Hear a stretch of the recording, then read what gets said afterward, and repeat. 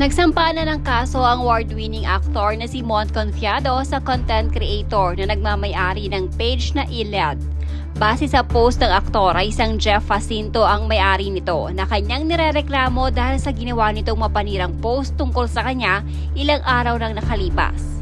Mensahe ni Mon Confiado para kay Jeff.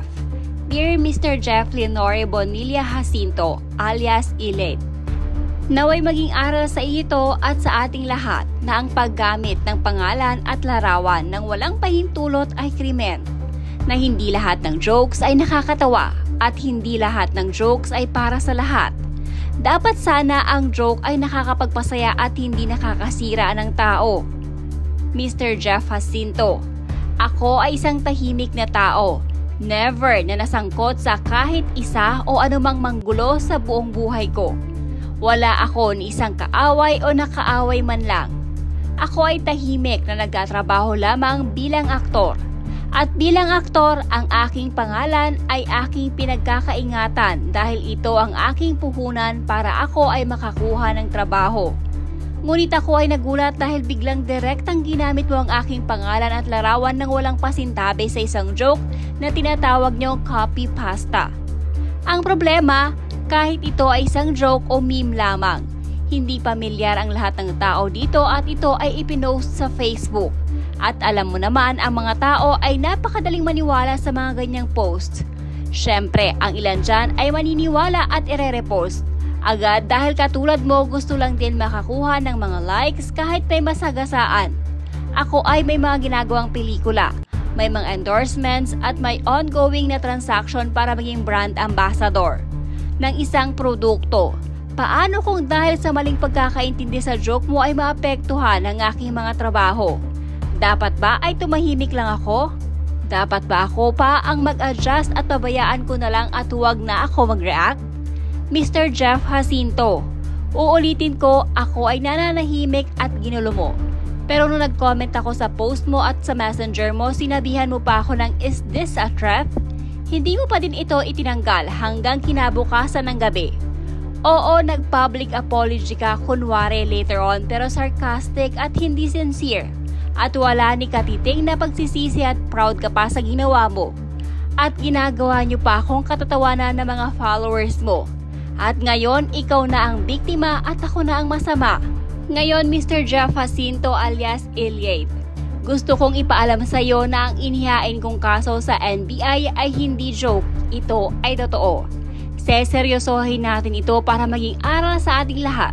I'm looking forward to personally meet you in court, Mr. Jeff Jacinto. Godspeed. Lubos na gumagalang, Mon Confiado. Sa mga hindi nakakaalam, hindi ikinatuwa ng aktor ang post ng content creator na kung saan gumawa ito ng kwento. Na umano'y nakita daw niya ang aktor sa isang grocery sa Marikina. Doon daw ay nagsisigaw at ipinapalabas pa ng content creator na hindi daw nagbayad ng kanyang pinamili si Mon. Ayon sa aktor, palalagpasin niya naman daw sana yun. Yun nga lang, pangalan at mukha niya ang nasira sa public post ng isang content creator. Ayoko na sana patulan itong certain ILED na ito, pero tama pa ba ang ginagawa ng mga content creator na ito? Gumawa ng story using my name and my photo. Na-meet daw niya ako sa grocery at magpapapicture daw siya pero dinuro-duro ko daw siya sa mukha at nakita niya na hindi ko binayaran ang 15 Milky Way Choco Bars na kinuha ko. At pinagsisigawan ko daw ang cashier ng grocery. Pinapalabas pa nito na magnanakaw ako. Nung sinet ako, joke daw ito at ito ay copy pasta at biglang nilagyan ng disclaimer. Ang post niya pero huli na. Pero hindi pa din inaalis ang post niya. Joke at may expense? Joke pero nakakasira ng tao. Bakit ka magjo-joke sa akin? Close ba tayo? Parang sobra itong mga ito para makakuha lang ng mga likes kahit makasagasa sila ng tao. Tapos sasabihin joke, ang dami nag-message sa akin at tinatanong kung totoo ba ito. Of course, sabi ko hindi yan totoo.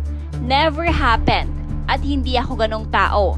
At may pagkamayabang pa itong ILED na ito. Nung sinabi ko, dedemanda ko siya dahil ayaw pa niyang tanggalin ang post niya, threat daw ba ito? Grabing itong taong ito.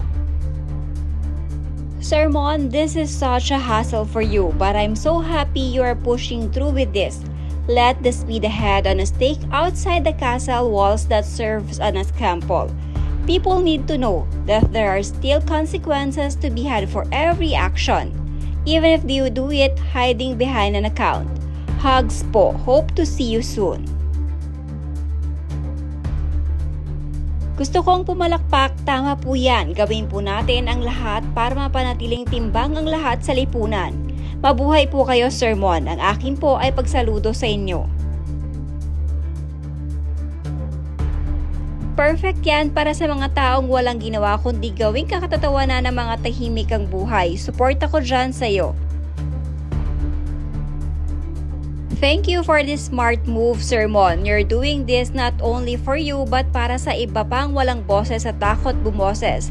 This action will give a lot of lessons to everyone. Dapat sa mga ganyan hindi talaga tinotolerate.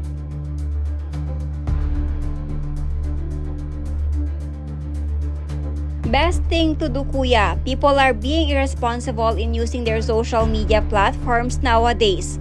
Supporting you. Tama lang po yan, kuya, para po di na siya pamarisa ng mga vloggers. Di lahat ng jokes ay nakakatuwa para lang makadaming views. Naway maging aral po ito sa lahat. Mahal ka po namin. Di ka man po kayo kilala personally, alam ko po na mabuti kayong tao at di suplado. Add ko po kayo at message ko po kayo noon. Agad po kayong nag-reply sa akin. Ako po ay masayang masaya sapagkat ang aking idolo ay napansin ako. Maraming salamat, Kuya Mon, lagi sa mga reacts at comments niyo po sa akin. Sa mga post, share po sa inyo. Mag-ingat po kayo lagi. Sa lahat ng naging batiyang artista sa industriya mula pagkabata ko, kinaayawan ko talaga siya dahil sa nakakainis yung pagiging isang kontrabida habang tumatagal. Na-realize ko na talagang ganun pala ka-professional si Sir Mon Confiado. Simula noon, naging mataas na respeto ko sa taong to. Hindi lang magaling na artista bagkos isang mabuting tao at mabuting mamamayan. Tama lang po yung ginawa nyo para po tumigil na po sa mga gawain nila ang mga irresponsableng netizens na walang pakialam kahit makasakit po o makapanira ng kapwa-tao para lang makadami ng views. Good luck po sa case nyo sa tao na yan. God bless you always. If Mon Confiado has 1 million fans, then I am one of them. If Mon Confiado has 10 fans, then I am one of them. If Mon Confiado has only 1 fan, then that is me. If Mon Confiado has no fans, then that means I am no longer on earth. If the world is against Mon Confiado, then I am against the world. Oh.